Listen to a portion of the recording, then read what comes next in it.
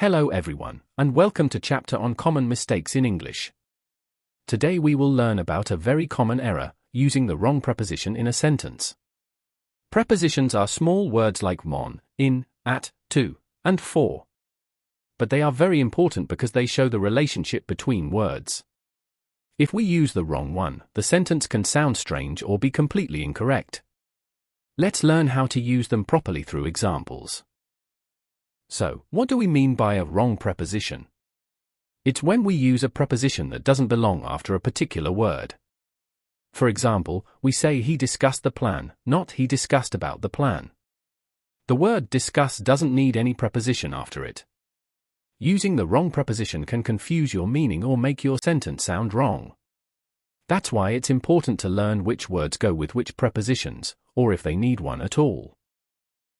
Let's look at some common mistakes with verbs. Many learners say, he entered into the room. But enter is a verb that doesn't need a preposition. Just say he entered the room. Another one is, I ordered for a coffee. That's wrong. You should say, I ordered a coffee. And she reached to the station is also incorrect. Say, she reached the station. These verbs don't need a preposition after them, so be careful not to add one by mistake. Now let's look at mistakes with nouns and adjectives. Some people say capable for the job, but the correct phrase is capable of the job. Another mistake is a lack for interest. The proper way is the lack of interest. And we say no doubt about his honesty, not no doubt for his honesty. You can see that even small prepositions can change the meaning, so it's important to learn the right ones with each word. Here are some tips to help you remember the correct prepositions. First, learn the fixed patterns. For example, good at math, interested in science, proud of my friend.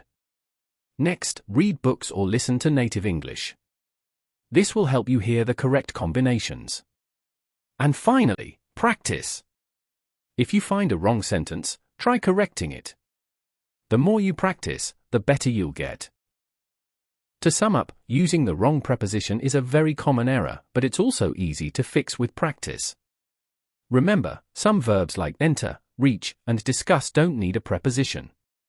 Other words must use a certain preposition, for example, capable of, lack of, and doubt about.